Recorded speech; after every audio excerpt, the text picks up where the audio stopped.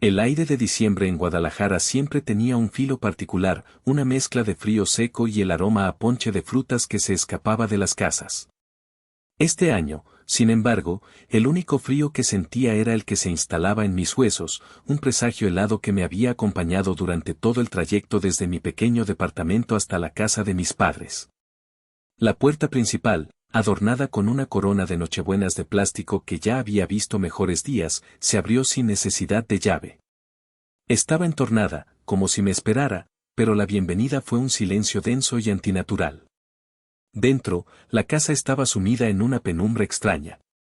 Las únicas luces provenían del árbol de Navidad, un pino artificial que parpadeaba con una intermitencia errática, lanzando destellos azules y rojos sobre los muebles cubiertos por sábanas blancas, como fantasmas en una mansión abandonada. No había risas, ni el caos habitual de mi madre, Sofía, corriendo por la cocina, ni la voz estruendosa de mi padre, Arturo, viendo algún partido de fútbol. Nada. Hola, mi voz sonó hueca, absorbida por el vacío. El crujido de una tabla bajo mis pies fue la única respuesta. Caminé con cautela, dejando mi mochila, cargada con regalos modestos pero cuidadosamente elegidos, junto al sofá. Justo esa mañana, había tenido una videollamada con un cliente potencial de Estados Unidos. Un proyecto grande. Mientras hablaba, me encontré a mí mismo forzando una sonrisa a medias, contrayendo los labios para ocultar el hueco visible de un molar que había perdido hacía 2 años. Una infección mal cuidada por falta de dinero. El implante, esa cirugía de 150,000 pesos por la que había trabajado turnos dobles como diseñador gráfico y noches enteras conduciendo un Didi, no era un lujo. Era mi confianza, mi carta de presentación en un mundo donde la imagen lo era todo. Era la llave para dejar de sentirme avergonzado al sonreír. Un sonido metálico, un raspado débil y triste, me sacó de mis pensamientos. Venía de la cocina. Me asomé lentamente, y la escena que encontré me rompió el corazón en 1000 pedazos silenciosos. Allí estaba ella.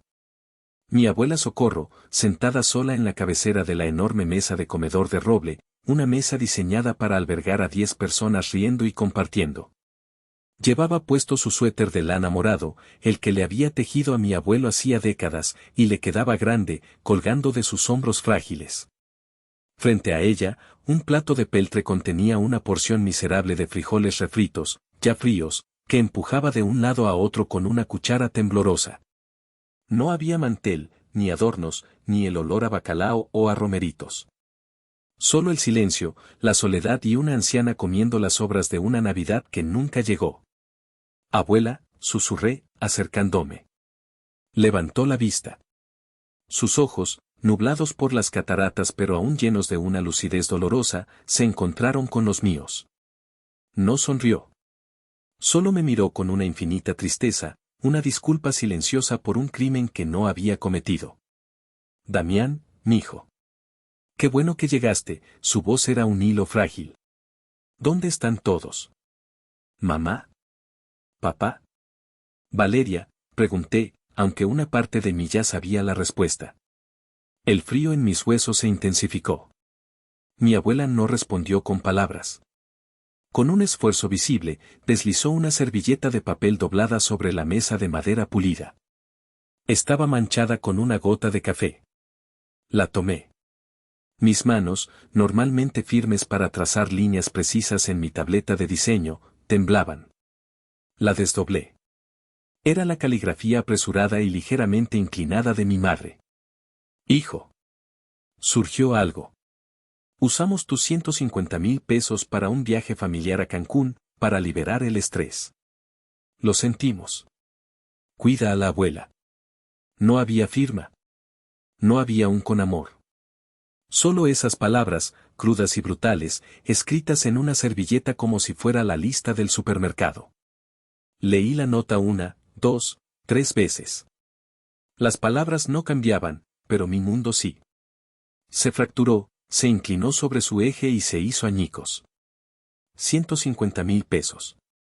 Mi confianza. Mis noches sin dormir. Mi futuro. Todo reducido a una escapada para liberar el estrés. Y debajo de todo eso, la orden casual, casi un pensamiento de última hora, cuida a la abuela.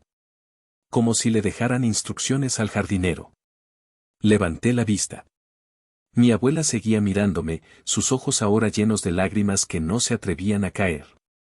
En ese momento, en esa cocina fría y silenciosa, el dolor de mi muela ausente fue reemplazado por un dolor mucho más profundo, uno para el que no existía cirugía.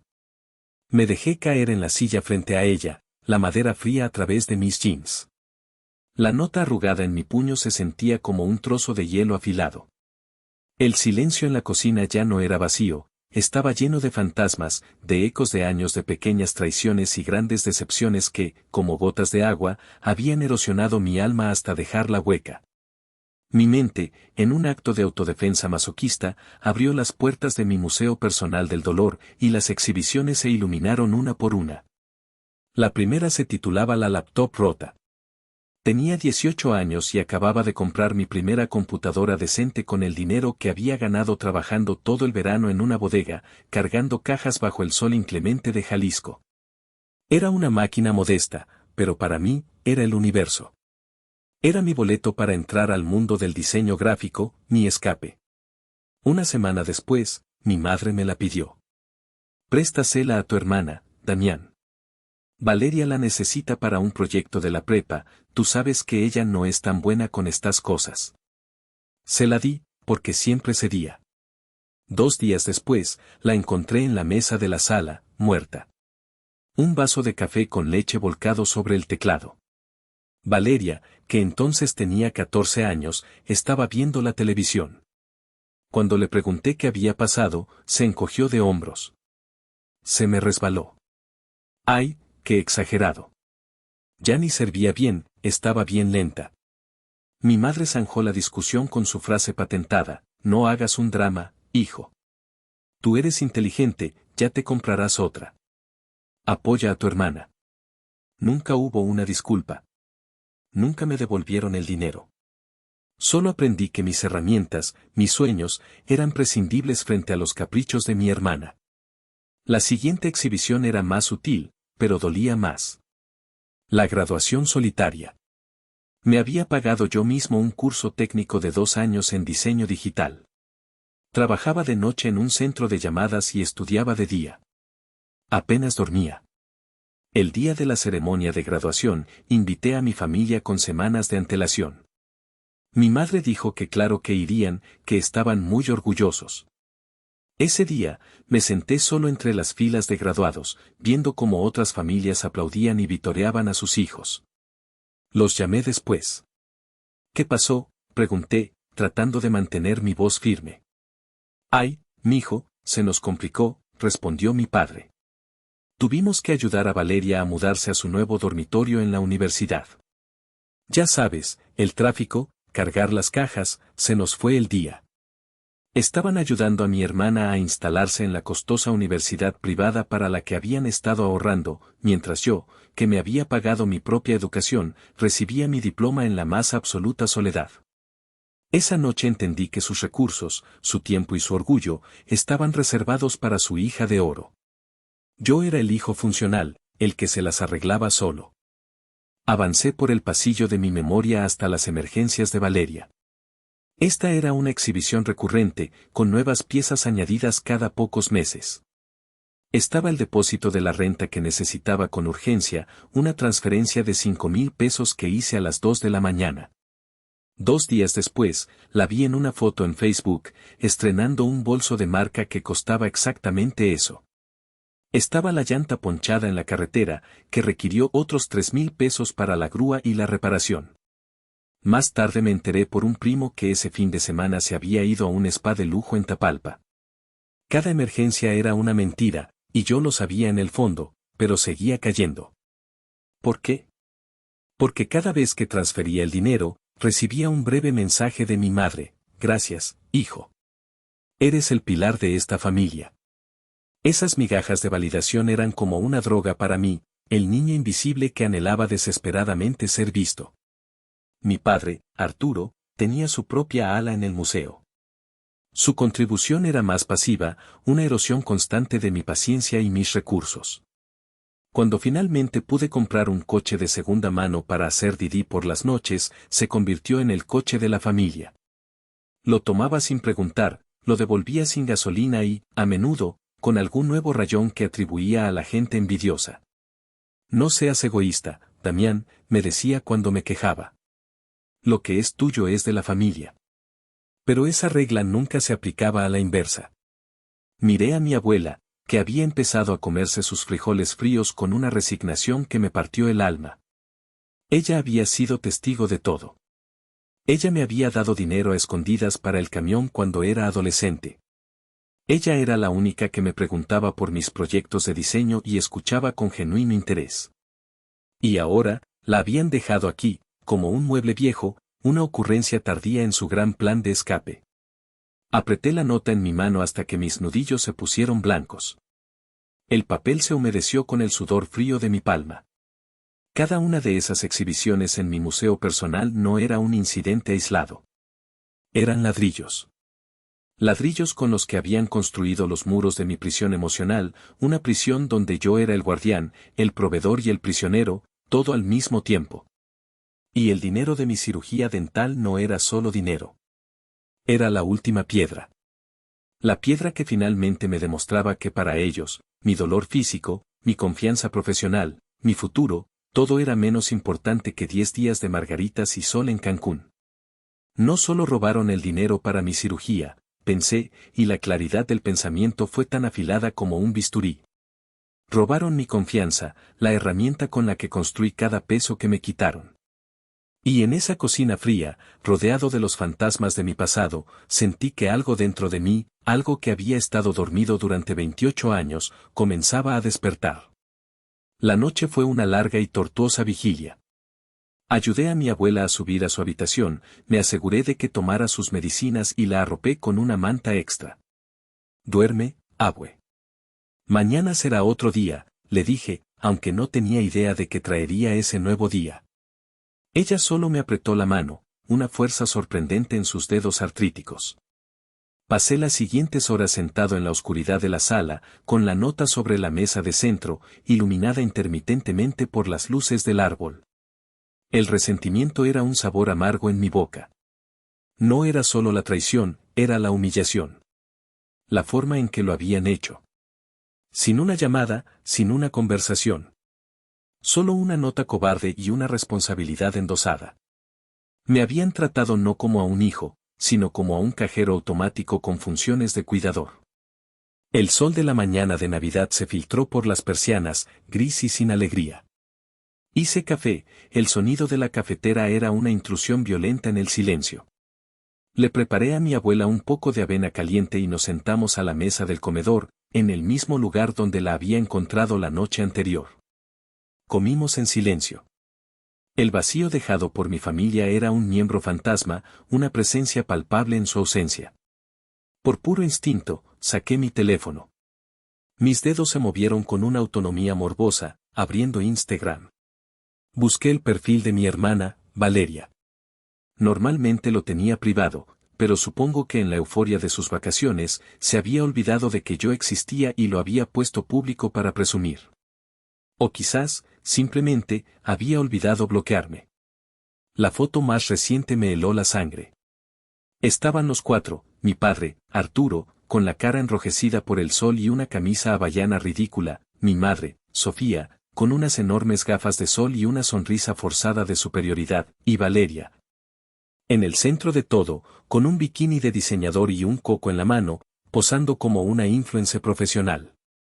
Estaban junto a una piscina infinita, con el mar turquesa de Cancún de fondo. Se veían felices, despreocupados, como si no tuvieran ninguna carga en el mundo. Como si no hubieran dejado a una anciana enferma y a un hijo con el corazón roto a 1000 kilómetros de distancia. Pero no fue la imagen lo que me rompió. Fue el pie de foto. Las palabras que Valeria había elegido para acompañar su postal de paraíso. Finalmente un poco de paz lejos de toda la negatividad y las sanguijuelas. Sanguijuelas. La palabra rebotó en mi cráneo. 1, 2, 3 veces. Sanguijuela. Un parásito que chupa la sangre para vivir. Yo. ¿Yo era la sanguijuela? Yo, que había pagado sus deudas, financiado sus caprichos, sacrificado mi sueño y mi salud por ellos. Yo, que estaba en ese preciso instante comiendo avena en una casa fría mientras cuidaba a la matriarca que ellos habían abandonado. Una risa seca y amarga escapó de mis labios. Fue un sonido feo, áspero, que hizo que mi abuela levantara la vista de su plato, asustada. ¿Qué pasa, mijo?, preguntó. No pude responder. Solo le mostré el teléfono. Ella se puso sus lentes de lectura, acercó la pantalla a sus ojos y leyó el texto.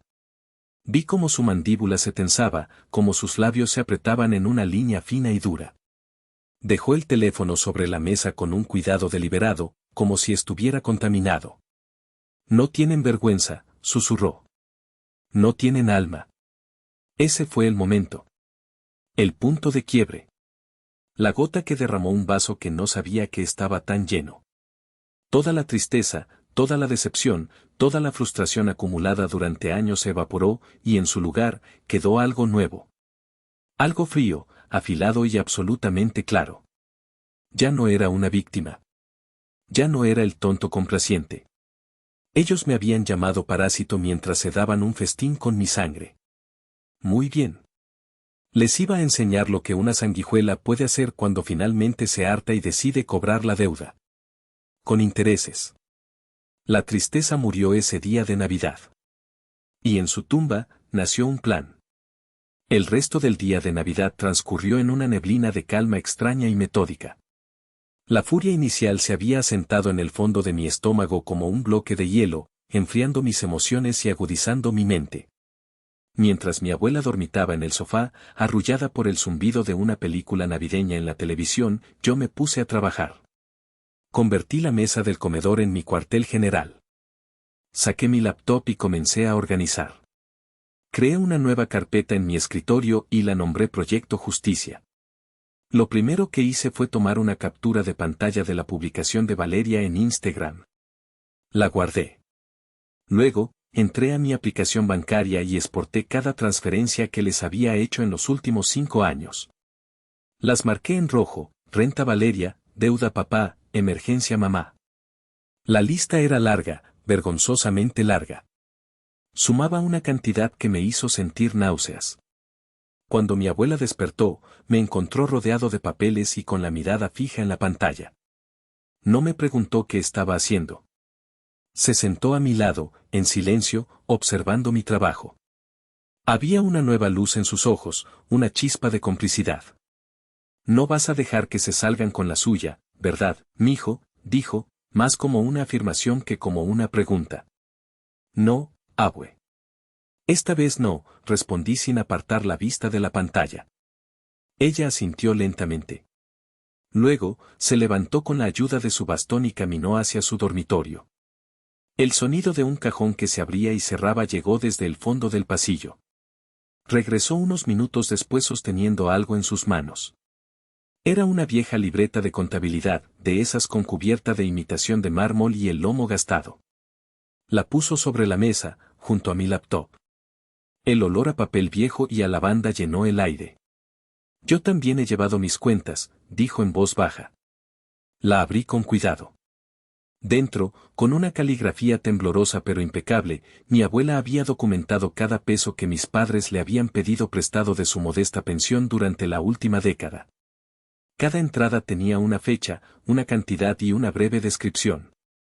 15 de marzo, 2014, 2,000 pesos. Para el enganche del coche de Arturo. Dijo que me los devolvía en abril. 8 de junio, 2016, 5,000 pesos. Para la tarjeta de crédito de Sofía. Dijo que era una emergencia médica. 22 de noviembre, 2018, 3,500 pesos. Para la fiesta de 15 años de Valeria. Dijo que era para que la niña no se sintiera menos que sus amigas. La lista seguía y seguía, página tras página. Cada entrada era una pequeña herida, una promesa rota. Al final de cada año, había una suma total y, al lado, en letras mayúsculas, la palabra pendiente. La cantidad total era asombrosa. Era casi tanto como lo que me habían quitado a mí. Les dejé de prestar hace 2 años, explicó mi abuela, señalando la última entrada. Fue cuando me di cuenta de que no solo me pedían, sino que a veces simplemente, desaparecía dinero de mi monedero. Empecé a guardar mis ahorros aquí, dijo, golpeando suavemente un viejo costurero que estaba sobre la cómoda. Pero nunca les reclamé. ¿Para qué? ¿Para qué me gritaran? ¿Para qué me dijeran que era una vieja malagradecida? Soy una carga para ellos, Damián. Lo sé. Tú no eres una carga, abuela. Ellos son los parásitos, dije, usando la misma palabra que Valeria había usado, pero esta vez, apuntando en la dirección correcta. Tomé la libreta de mi abuela. Era más que un registro de deudas. Era un testamento de su paciencia, de su amor incondicional y de la crueldad silenciosa que había soportado. Era la pieza que faltaba en mi rompecabezas. Mi caso no era solo sobre mis 150,000 pesos. Era sobre una década de abuso financiero sistemático hacia la persona más vulnerable de la familia. Yo ya estoy vieja para pelear, mijo, repitió mi abuela, su voz cargada de una fatiga que iba más allá de sus años. Pero tú no. Recupera lo tuyo. Y lo mío. Esa noche, escaneé cada página de esa libreta. Cada número, cada anotación, se convirtió en una munición en mi creciente arsenal. El proyecto Justicia ya no era solo mío. Ahora era nuestro. Y la deuda que iban a pagar acababa de duplicarse. Los siguientes 2 días fueron un torbellino de actividad silenciosa.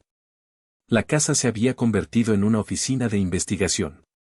Mientras mi abuela me ayudaba a recordar fechas y eventos, yo me sumergía en las profundidades de los extractos bancarios y las redes sociales, conectando los puntos, construyendo una línea de tiempo de su engaño. Cada emergencia de Valeria coincidía sospechosamente con una compra de lujo. Cada préstamo de mi padre coincidía con visitas a casas de apuestas que él creía secretas. Era un patrón de comportamiento tan claro y descarado que me pregunté cómo había podido ser tan ciego durante tanto tiempo. La noche del 27 de diciembre, mientras estaba a punto de cerrar la laptop, mi teléfono vibró sobre la mesa. Un mensaje de WhatsApp de un número desconocido. Mi primer instinto fue ignorarlo, pensando que sería spam. Pero la curiosidad me pudo. Lo abrí. Hola. ¿Eres Damián, el hermano de Valeria? Mi corazón dio un vuelco. Tecleé una respuesta cautelosa. Sí, soy yo. ¿Quién eres? La respuesta llegó al instante. Me llamo Javier. Era el novio de Valeria. Estoy en Cancún con ellos. O más bien, estoy en el lobby del hotel esperando mi taxi al aeropuerto. Necesito hablar contigo. Es importante. Me quedé mirando la pantalla, incrédulo. ¿El novio de Valeria? ¿Qué diablos quería? Le pedí que me llamara. 1 minuto después, mi teléfono sonó. Damián, la voz al otro lado sonaba joven, nerviosa. Sí, habla Damián. ¿Qué pasa, Javier?, pregunté, tratando de sonar calmado. Hubo un suspiro al otro lado de la línea. Mira, sé que esto es raro. Apenas te conozco.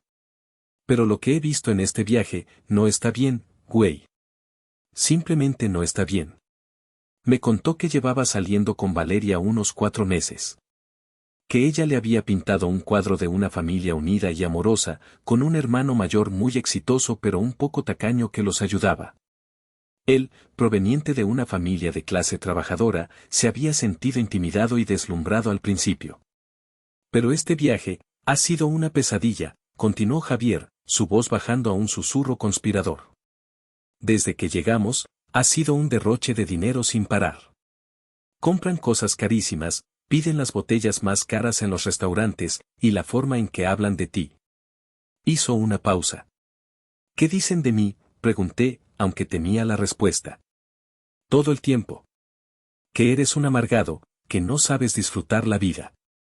Que tienes la obligación de mantenerlos porque a ellos no les fue tan bien. Ayer, en la cena, tu mamá se quejó de que no le habías mandado dinero para Navidad.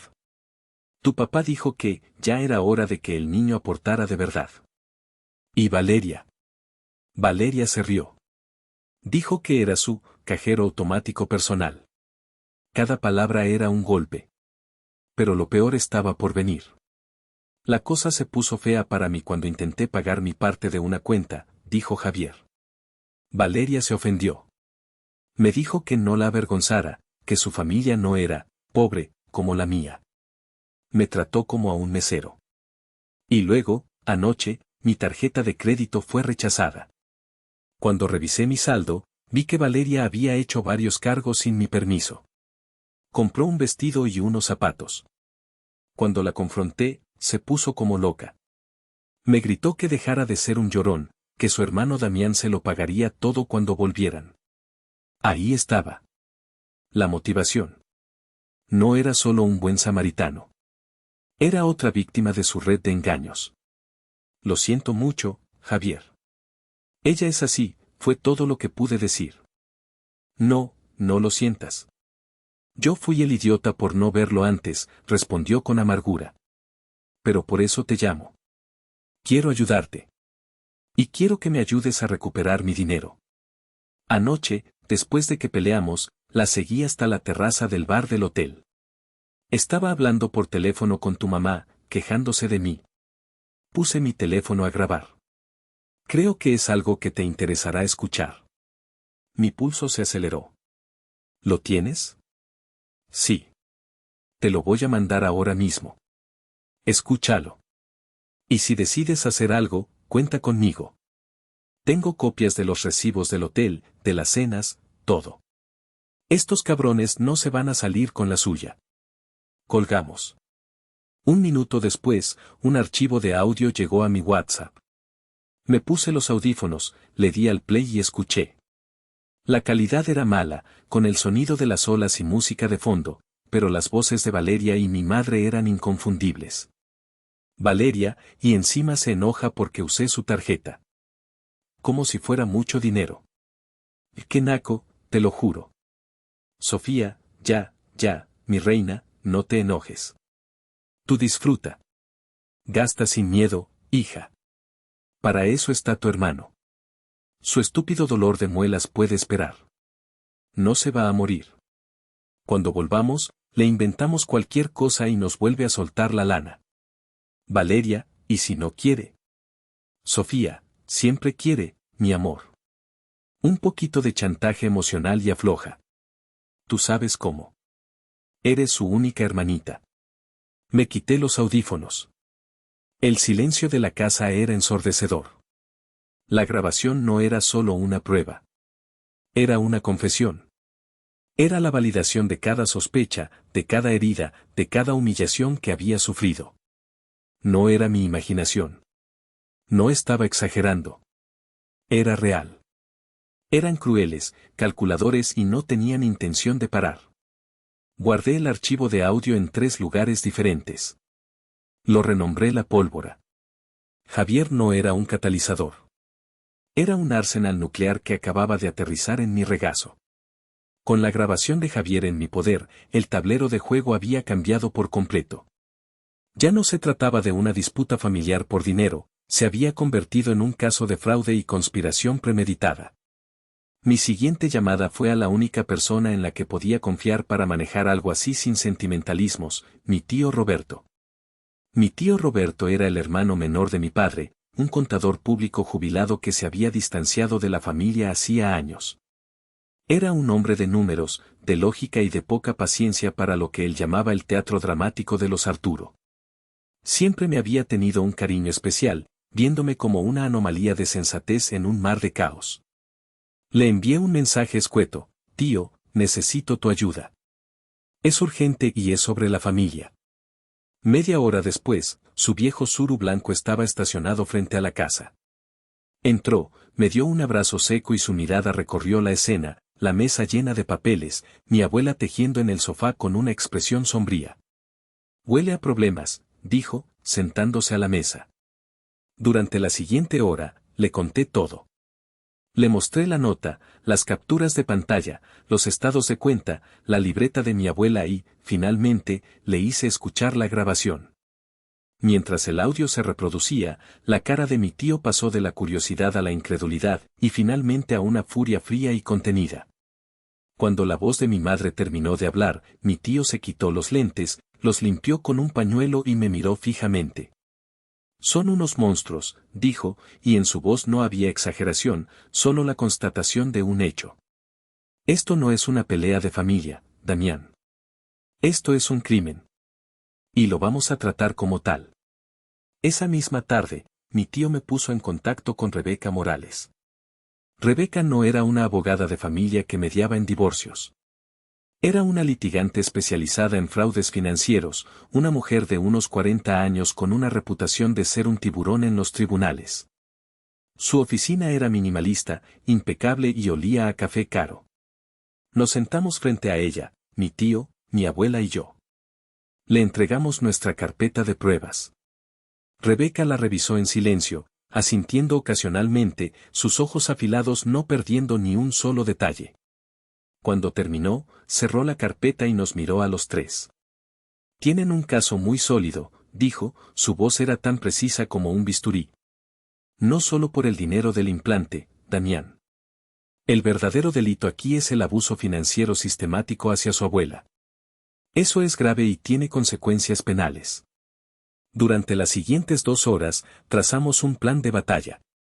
Rebeca redactaría una demanda formal, no solo exigiendo la devolución de mi dinero y el de mi abuela, con intereses y daños, sino que también prepararía una denuncia formal ante la Fiscalía especializada en delitos contra adultos mayores.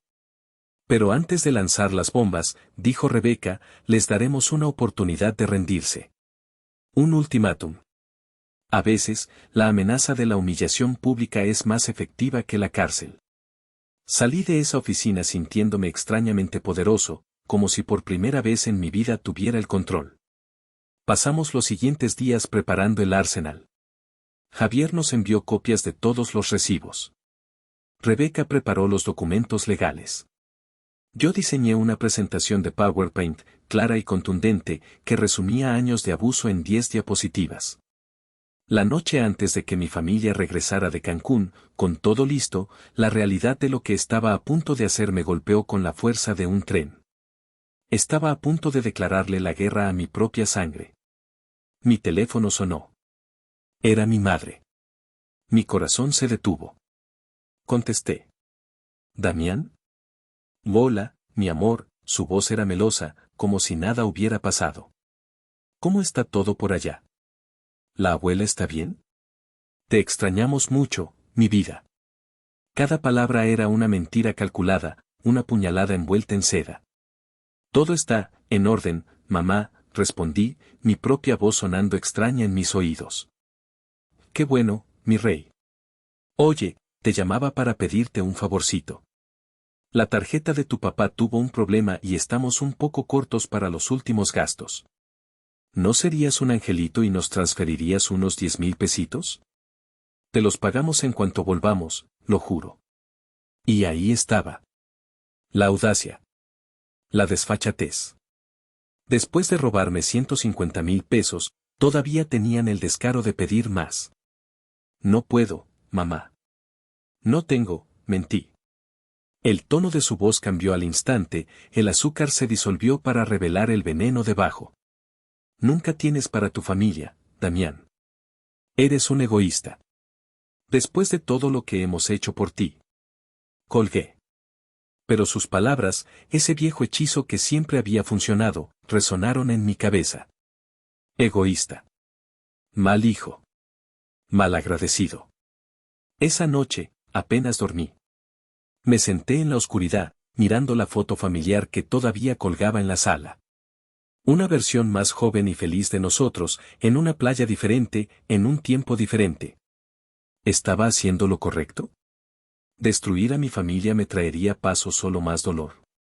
Por un instante, una parte de mí, el niño que solo quería la aprobación de sus padres, quiso borrar todos los archivos, romper los papeles y fingir que nada había pasado.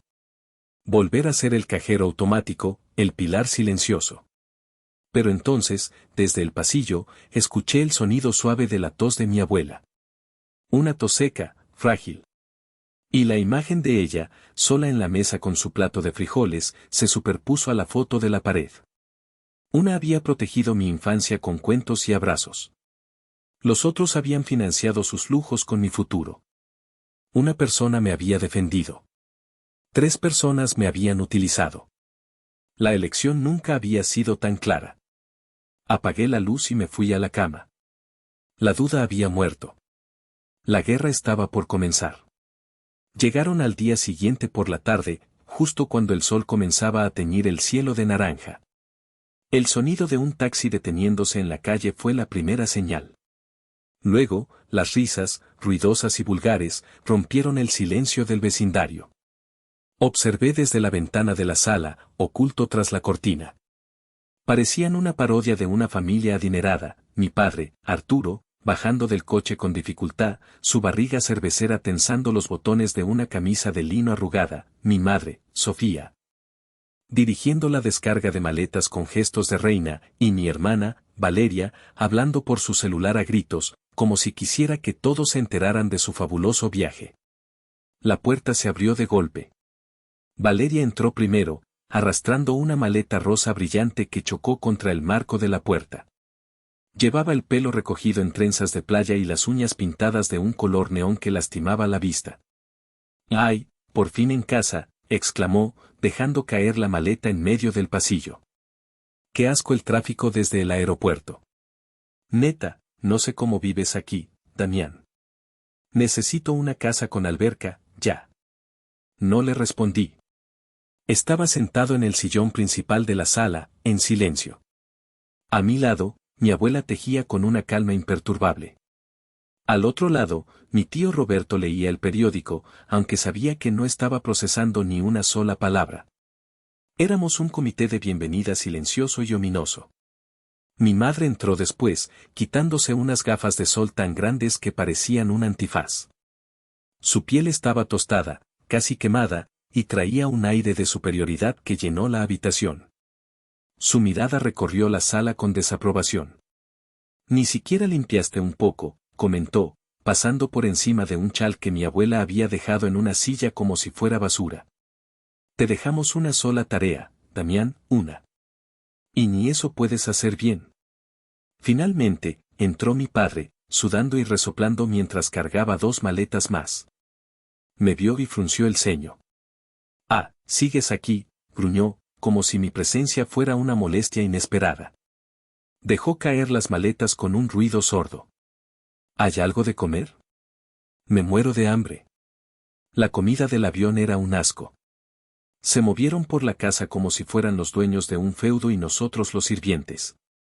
Valeria inmediatamente buscó un enchufe para su teléfono. Mi padre fue directo al refrigerador y lo abrió, quejándose de que no había cerveza fría. Mi madre empezó a dar órdenes sobre dónde poner las maletas. Ninguno de ellos saludó a mi abuela. Ninguno le preguntó cómo estaba. Ninguno se acercó a darle un beso o un abrazo. Pasaron a su lado como si fuera parte del mobiliario. Vi a mi abuela bajar la mirada hacia su tejido, y una pequeña puntada de dolor se dibujó en su rostro antes de que la ocultara de nuevo tras su máscara de serenidad. Esa indiferencia, esa crueldad casual, fue la última gota de combustible en mi hoguera interna. ¿Qué hay de cenar?, preguntó mi madre desde la cocina, su voz teñida de impaciencia. Me levanté lentamente. El movimiento atrajo todas las miradas. Hay bastante de lo que dejaron, dije, mi voz sonando extrañamente calmada y nivelada. Queda pavó, romeritos, un poco secos, pero supongo que se pueden calentar. Valeria soltó una risita burlona desde el rincón donde cargaba su teléfono. Ay, no manches, Damián. ¿Sigues con eso? Ya supéralo. Pide unas pizzas o algo. ¿No es como que estés quebrado, o sí? Esa fue mi señal. De hecho, dije, caminando hacia la mesa del comedor donde mi laptop esperaba, abierta y lista. Antes de cenar, me gustaría que todos tomaran asiento. Tengo algo que mostrarles. Una pequeña presentación de bienvenida. Mi padre bufó. No tengo tiempo para tus tonterías de dibujitos. Esto les va a interesar, se los aseguro, insistí, mi voz ahora con un filo de acero. Por favor. Siéntense.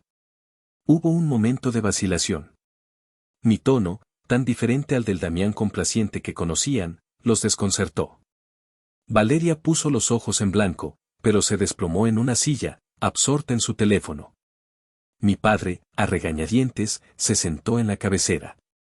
Mi madre se quedó de pie, cruzada de brazos, con una expresión de fastidio. Siéntate, Sofía, dijo mi tío Roberto, doblando su periódico con una precisión deliberada. Su voz era tranquila, pero tenía un peso que hizo que mi madre, finalmente, obedeciera. La realeza había regresado. La corte estaba en sesión. Y el bufón estaba a punto de convertirse en el verdugo. Giré la pantalla de mi laptop para que todos pudieran verla. La primera diapositiva era simple, con un fondo blanco y letras negras y grandes. El título, Análisis Financiero Familiar, 2018 a 2023. Debajo, un subtítulo, un resumen de contribuciones y retiros. ¿Qué es esta mamada?, espetó mi padre, inclinándose hacia adelante. Silencio, Arturo. Deja que el muchacho hable, lo cortó mi tío Roberto, su voz no admitía réplica. Hice clic. La siguiente diapositiva apareció. Era una hoja de cálculo detallada, una versión simplificada de la que había construido. En una columna, bajo mi nombre, estaba la lista de cada préstamo y ayuda que les había dado en los últimos 5 años, con fechas y montos. En la columna de al lado, titulada Estado, todas las celdas decían pendiente. Al final, en un recuadro rojo brillante, la suma total, 98.450 pesos. Eso sin contar el dinero del implante. Según mis registros, comencé, mi voz resonando en el silencio tenso, esta es la cantidad que he aportado a la economía familiar para diversas emergencias. Me gustaría saber cuándo puedo esperar el reembolso. Mi madre soltó una risa nerviosa. Ay, Damián, por favor. ¿Estás cobrándole a tu propia familia? Eso era ayuda. Es lo que los hijos hacen. Interesante que lo menciones, mamá, dije, y pasé a la siguiente diapositiva. Esta era una gráfica de pastel. El 95% del pastel estaba etiquetado como aportaciones de Damián. El 5% restante, otras fuentes. Porque según este análisis, la ayuda parece ser un camino de una sola vía. La cara de Valeria era un poema. Dejó su teléfono y me miró con la boca abierta. ¿Estás loco? ¿Pasaste tus vacaciones de Navidad haciendo esto? Mis vacaciones de Navidad las pasé cuidando a mi abuela, a quien ustedes abandonaron, corregí fríamente. Y sí, usé mi tiempo libre para educarme financieramente. Lo cual me lleva a mi siguiente punto. Clic, la siguiente diapositiva mostraba el logo del banco de mi abuela. Debajo, una lista de retiros de cajeros automáticos y transferencias no autorizadas de su cuenta de pensión, extraídas directamente de la libreta que ella había guardado. Cada transacción estaba acompañada de una nota. Retiro en cajero cercano al hipódromo favorito de papá. Transferencia el mismo día que mamá se hizo, un arreglito, en la cara. Pagos recurrentes a la boutique favorita de Valeria. La suma total, al final, era de 142,000 pesos. El color desapareció del rostro de mi madre. ¿De dónde sacaste eso?, tartamudeó. De la dueña de la cuenta, respondí, haciendo un gesto hacia mi abuela, que seguía tejiendo como si estuviera viendo una telenovela. Resulta que tiene una memoria excelente y guarda registros muy detallados. Deberían tener más cuidado cuando usan la contraseña de otra persona. Especialmente cuando esa persona es su propia madre. Mi padre se levantó de golpe, la silla raspó contra el suelo. Esto es una calumnia. Es una invasión de la privacidad. La invasión de la privacidad fue meter la mano en la cuenta de una pensionada para pagar sus vicios, contraatacó mi tío, su voz retumbando. Siéntate, Arturo. Mi padre, sorprendentemente, se sentó. La siguiente diapositiva fue la más visual. Era un collage. A la izquierda, la foto de mi abuela comiendo frijoles en la mesa vacía, tomada con mi celular la noche de Navidad. A la derecha, una selección de las mejores fotos del Instagram de Valeria en Cancún, brindando con champán, posando en un yate, mostrando sus compras. Debajo de la foto de mi abuela, puse el texto, costo de la cena, 15 pesos. Debajo de las fotos de Cancún, el texto, costo del viaje, 150,000 pesos, de la cirugía de Damián y dignidad familiar. Valeria soltó un grito ahogado. Eres un monstruo. ¿Cómo te atreves a usar mis fotos? ¿Y tú cómo te atreviste a escribir esto? Respondí, y la siguiente diapositiva mostró una captura de pantalla gigante de su publicación, con la palabra sanguijuelas encerrada en un círculo rojo. Me gustaría una aclaración. ¿Quién exactamente es la sanguijuela aquí, Valeria? ¿El que trabaja 16 horas al día para pagar sus implantes dentales, o los que usan ese dinero para beber piñas coladas mientras llaman parásito al que los financia? El silencio que siguió fue tan pesado que se podía cortar con un cuchillo. Valeria estaba pálida, sus ojos llenos de una mezcla de furia y pánico. Mi padre miraba fijamente la mesa, sus nudillos blancos. Mi madre abría y cerraba la boca, pero no salían palabras. Había expuesto sus mentiras, su hipocresía, su crueldad. Los había desnudado con hechos y cifras. Podría haberme detenido ahí. La humillación era total. Pero sabía que no era suficiente. Para gente como ellos, la vergüenza era temporal. Necesitaba algo más. Necesitaba miedo. Podría detenerme aquí, dije, mi voz bajando a un susurro peligroso. Pero no lo haré. Hice clic una última vez. La diapositiva final era casi completamente negra. En el centro, solo había un icono de reproducción de audio y un título en letras blancas, conversación privada, terraza del hotel, Cancún. Valeria levantó la vista, sus ojos se abrieron con un pánico repentino y reconocible. ¿Qué es eso?, preguntó, su voz temblando por primera vez. Una pequeña grabación que me llegó por cortesía de un admirador de la familia, dije, disfrutando de su creciente terror. Un pajarito me contó que a veces las paredes de los hoteles tienen oídos. O en este caso, teléfonos. Mi madre, Sofía, se inclinó hacia adelante, su máscara de compostura finalmente resquebrajándose. Damián, apaga eso. Lo que sea que creas que tienes, es una mentira. Estás tratando de destruir a tu familia. No, mamá. Solo estoy presentando las actas de la reunión. Y esta es la más importante. Presioné la barra espaciadora. Un siseo de estática llenó la habitación, seguido por el sonido distante de música lounge y olas rompiendo. Y entonces, la voz de mi hermana, clara y aguda. Y encima se enoja porque usé su tarjeta. Como si fuera mucho dinero. ¡Qué naco, te lo juro! La cara de Valeria se contrajo. Miró a su alrededor como un animal atrapado.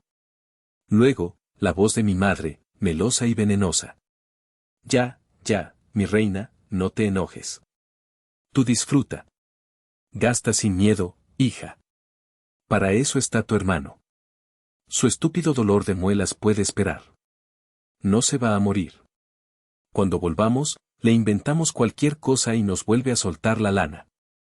El aire salió de la habitación. Mi padre se giró para mirar a mi madre, su expresión era una mezcla indescifrable de shock y complicidad culpable. Mi madre se quedó congelada, su rostro una máscara de horror puro al ser expuesta. La grabación continuó. ¿Y si no quiere?, preguntó la voz de Valeria.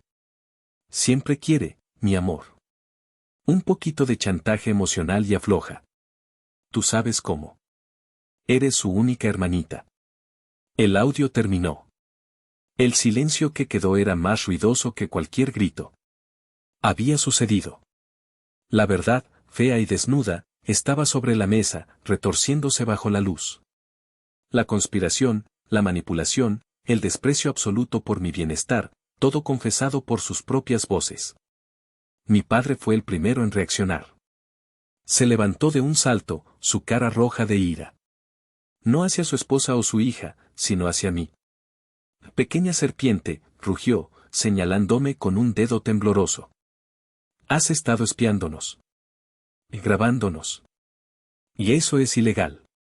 De hecho, no lo es si una de las partes en la conversación consiente la grabación. Y la persona que grabó estaba muy de acuerdo, intervino mi tío Roberto con calma. Además, el contenido de la grabación es evidencia de un delito. Se llama fraude. Valeria finalmente encontró su voz, un chillido agudo de histeria. Fue Javier. Ese maldito traidor. Lo voy a matar. Mejor preocúpate por salvarte a ti misma, le aconsejé. Minimicé la presentación y abrí mi correo electrónico. Allí, en la pantalla, estaba el borrador que había preparado con Rebeca. La línea de asunto era clara, denuncia formal por abuso financiero de adulto mayor y fraude. En la lista de destinatarios estaban la Fiscalía General del Estado de Jalisco, la Procuraduría de la Defensa del Adulto Mayor, el periódico de mayor circulación de la ciudad y 2 populares blogueros de noticias locales. Adjuntos estaban todos los archivos, las hojas de cálculo, las capturas de pantalla, las páginas escaneadas de la libreta de mi abuela y, por supuesto, el archivo de audio. Tienen 48 horas, dije, mi voz era el sonido del hielo quebrándose.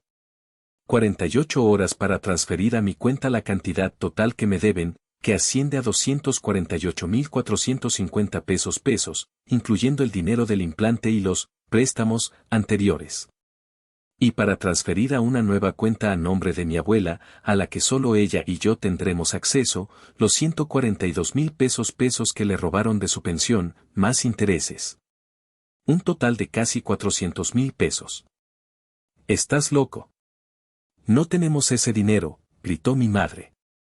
Véndanlo todo, dije, encogiéndome de hombros. El coche, las joyas, la ropa de diseñador de Valeria. No me importa cómo lo consigan. Tienen 48 horas. Si en 48 horas y 1 minuto el dinero no está en las cuentas, presiono este botón. Hice un gesto hacia el botón de enviar. Y su mundo, tal como lo conocen, se acaba. Las primeras 24 horas fueron un ejercicio de guerra psicológica.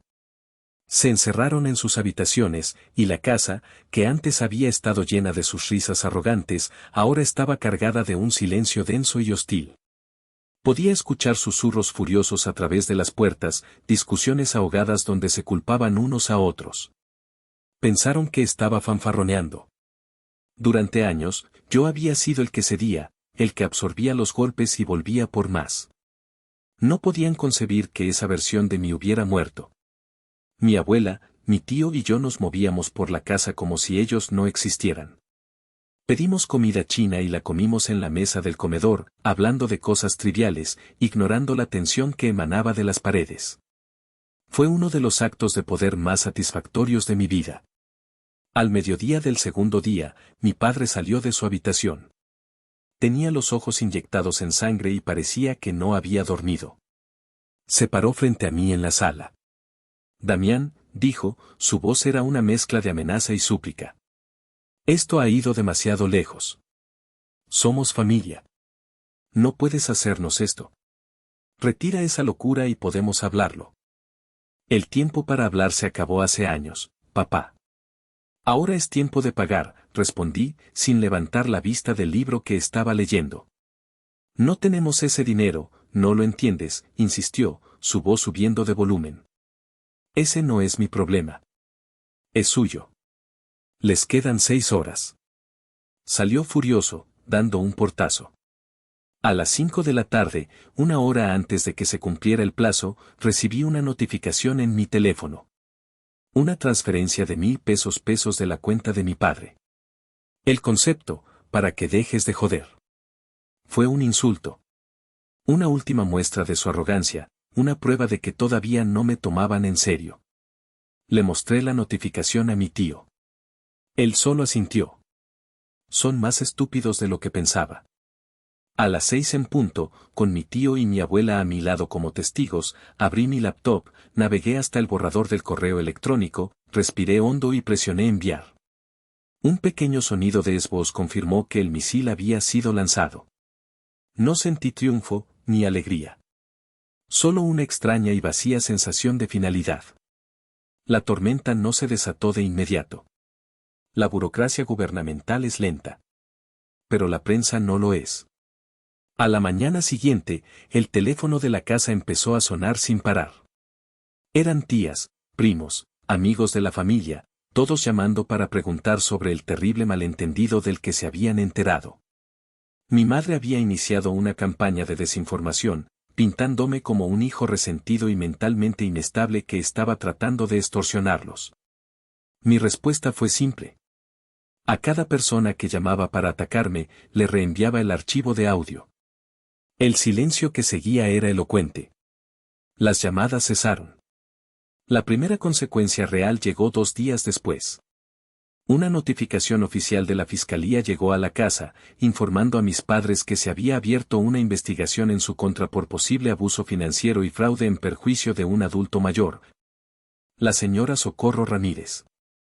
La carta les informaba que, como medida precautoria, sus cuentas bancarias principales habían sido congeladas hasta que se aclarara la situación.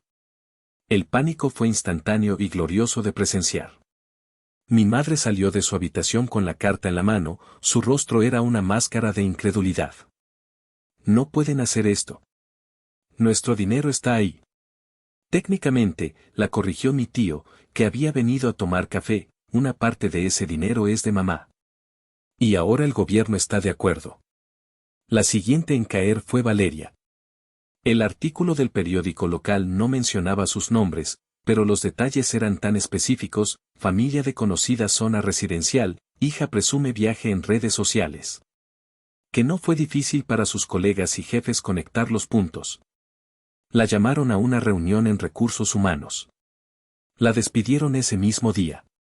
La empresa, una agencia de marketing que se enorgullecía de sus valores familiares, no podía permitirse estar asociada con un escándalo así. Esa noche, Valeria llegó a casa, sus ojos hinchados de tanto llorar, su arrogancia reemplazada por una desesperación patética. Me encontró en la cocina. ¿Estás feliz?, me gritó, su voz rota. Me arruinaste la vida. Perdí mi trabajo por tu culpa. No, Valeria, respondí con calma, mientras le ponía agua a la tetera. Perdiste tu trabajo por tus propias acciones. Yo solo encendí la luz para que todos pudieran verlas. Se llama rendición de cuentas. Búscalo en Google. La desintegración de mi familia no fue un evento explosivo, sino un lento y doloroso derrumbe, como un edificio carcomido desde adentro.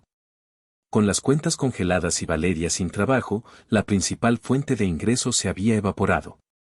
El pánico financiero se apoderó de la casa. Las discusiones ya no eran susurros, sino gritos que traspasaban las paredes. Mi padre, Arturo, fue el que peor lo tomó. Su identidad estaba ligada a su imagen de proveedor, aunque esa imagen fuera una farsa financiada por mí y por la pensión de su madre. Sin acceso a su dinero, se convirtió en un hombre amargado y volátil. Pasaba los días en el sofá, bebiendo cerveza barata y maldiciendo mi nombre.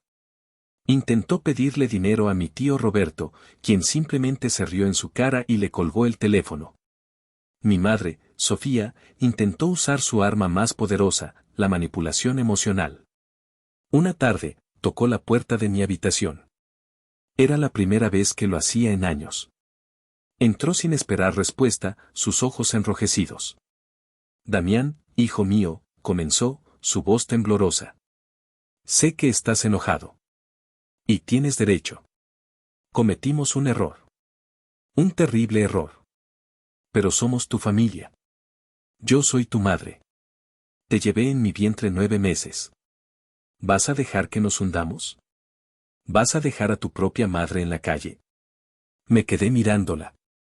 La actuación era impecable. Las lágrimas, el tono suplicante. Años atrás, habría caído de rodillas, pidiéndole perdón por haberla hecho sufrir. Pero la grabación de su voz, fría y calculadora, seguía resonando en mi mente. Una madre no usa el dinero de la cirugía de su hijo para irse de vacaciones, dije, mi voz desprovista de emoción. Una madre no conspira para chantajearlo. Tú no perdiste el derecho a ser mi madre, pero sí perdiste el derecho a usar ese título como un arma contra mí. La conversación se acabó, Sofía. Ver el shock en su rostro cuando usé su nombre de pila fue casi tan satisfactorio como ver el dinero de vuelta en mi cuenta. Se dio cuenta de que el hechizo se había roto. La marioneta había cortado sus hilos. Salió de mi habitación en silencio, derrotada. La presión legal también aumentaba. Rebeca, mi abogada, era implacable. Presentó una moción para que se les obligara a vender bienes para empezar a pagar la deuda. La primera en irse fue la camioneta de lujo de mi padre. Luego, las joyas de mi madre. Valeria tuvo que vender su colección de bolsos de diseñador en línea, una humillación pública que la destrozó. Cada transferencia que llegaba a mi cuenta o a la de mi abuela era una pequeña victoria, un ladrillo más en el muro que estaba construyendo entre mi pasado y mi futuro. No lo hacían de buena gana. Cada pago venía acompañado de un mensaje de texto pasivo-agresivo de Valeria: espero que te atragantes con este dinero, o una llamada perdida de un número desconocido que sabía que era mi padre.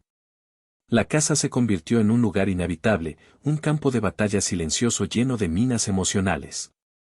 Mi abuela y yo nos manteníamos al margen, creando nuestra propia burbuja de paz.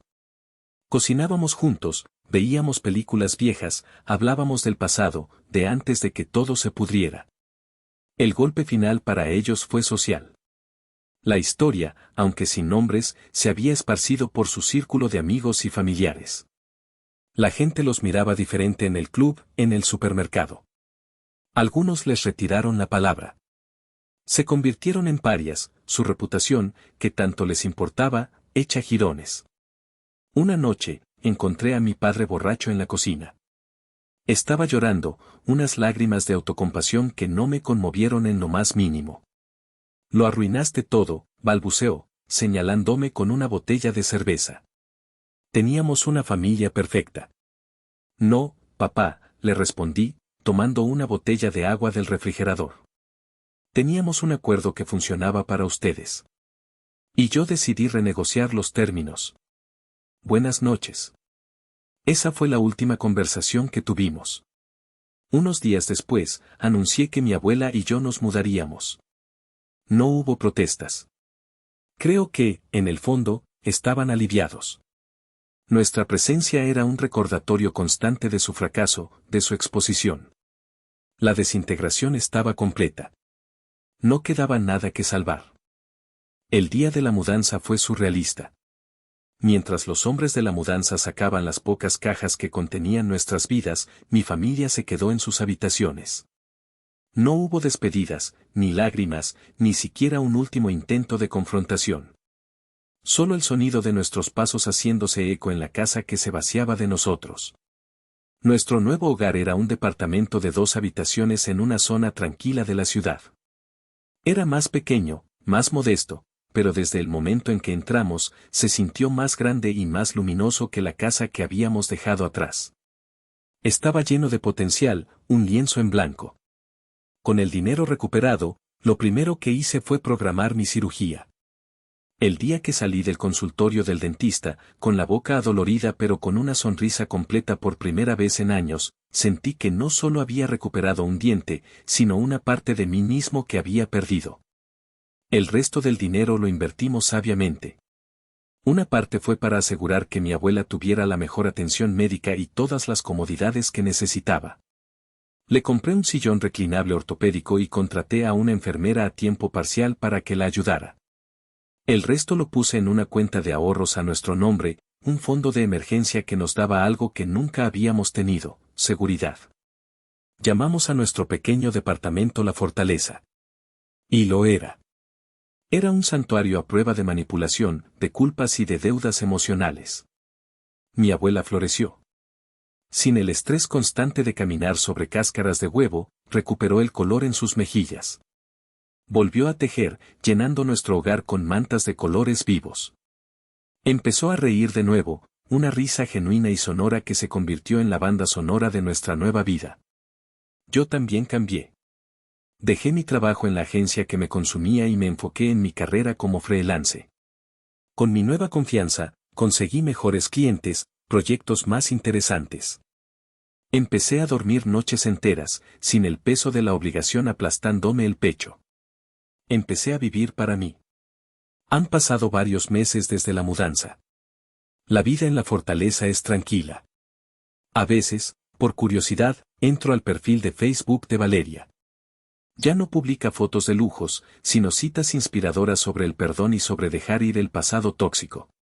La ironía es tan densa que casi podría cortarla con un cuchillo. De mi padre y mi madre sé poco, solo rumores que llegan a través de mi tío. Sé que tuvieron que vender la casa. Sé que su relación está rota. Destruyeron su propio mundo tratando de mantener el mío pequeño. Esta tarde, mientras regaba las plantas en nuestro pequeño balcón, mi abuela se sentó a mi lado. Estábamos viendo el atardecer, el cielo pintado de tonos violetas y naranjas. ¿Te arrepientes de algo, mijo?, me preguntó en voz baja. Pensé en ello por un momento. Pensé en la casa silenciosa, en las discusiones, en las caras de shock y de odio. No, abue, respondí, y lo dije con total sinceridad. No me arrepiento de nada. Dicen que la sangre te hace pariente, pero la lealtad te hace familia. Durante años, busqué la lealtad en la sangre equivocada. Mi verdadera familia estaba aquí mismo, a mi lado, tejiendo en silencio mientras el sol se ponía. Elegí mi paz. Elegí la dignidad de mi abuela. Elegí mi propio valor por encima de su aprobación. Y ahora les pregunto a ustedes, los que han escuchado mi historia. ¿Hice lo correcto?